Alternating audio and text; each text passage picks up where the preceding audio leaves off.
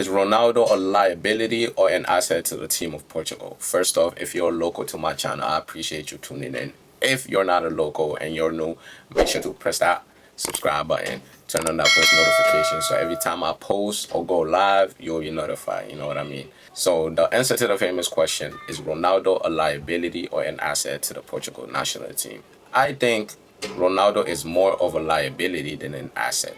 I watched the entire game from the start to the end. Since the World Cup started, I think I only watched 2 games from the start to the end. It was the Ivory Coast versus Ecuador, and the second game that I watched entirely was Congo versus Portugal. Me watching that game, it made me shake my head. Like, Ronaldo, I'm gonna give you an example of how I see Ronaldo right now. I see Ronaldo as an old, tired lion. You know what I mean? Everybody know what a young lion is capable of doing in the jungle. You know, capable of capturing other animals, conquering and everything. But me seeing Ronaldo not being able to do nothing in that game, it made me shake my head.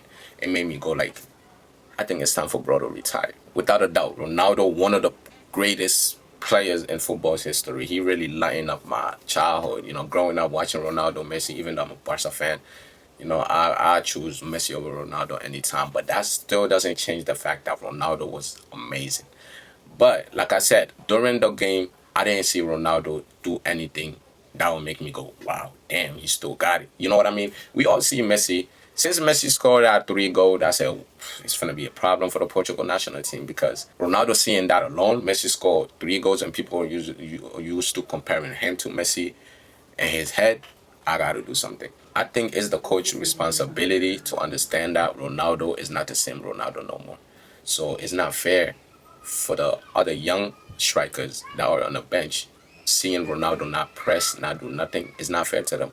They young. I think the coach could start Gonzalo Ramos. He could press, you know, make the defenders tired a little bit. And then the end, Ronaldo could come and finish it off. The last 20, 30 minutes, he could come in and finish it off. Ronaldo being in the field alone is not only pressure to the opposition team, it's pressure to his own teammates, because everybody want to play the ball to him. Everybody want him to score. Everybody's playing for him. It's not a good thing. We got to understand, whether it's Ronaldo that scores, Bruno Fernandes that scores, or anybody on the team that scores, at the end of the day, it's the team that's going to win, not only Ronaldo. You know, even there was a part of the game where he could have let the ball go to Bruno Fernandes so he could get an easy tap in, but he decided to kick it out.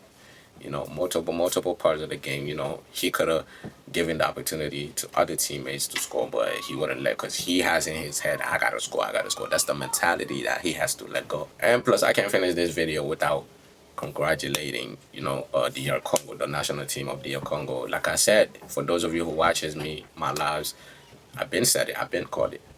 African teams is gonna do great this World Cup. I see African teams surprise a lot of people. Another example of another African nation that did great was also Cabo Verde. As you can see, they went against Spain. It was a 0-0 tie. Everybody thought Spain was gonna win. Everybody thought it would have been an easy win for Spain, but yeah, I saw what happened during that game. I think that was the most entertaining 0-0 game this whole tournament. So I really think African teams is gonna do great. I really thought Portugal was top 5 favorites, but I mean, you could lose your first game or do a tie in your first game. As you can see, Argentina last World Cup, they lost their first game, I think, but they ended up winning the World Cup. But yeah, I think it's gonna be hard for Portugal. They got a really good midfield. They got great left backs and right backs. They do an amazing job attacking. You know, at the start of the tournament, they was in my top 5.